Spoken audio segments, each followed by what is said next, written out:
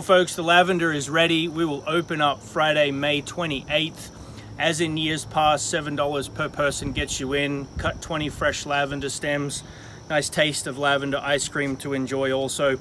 And this year adding in a little sachet for you to make as a keepsake to take home with you.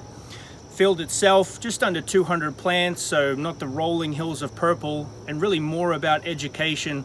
When you come out, learn about it. We've got placards throughout the field.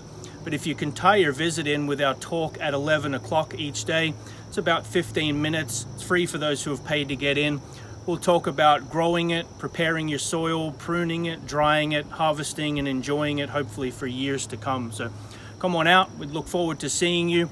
The store is open Monday through Saturday. Field is Monday through Saturday also. Can't wait to see you at the farm.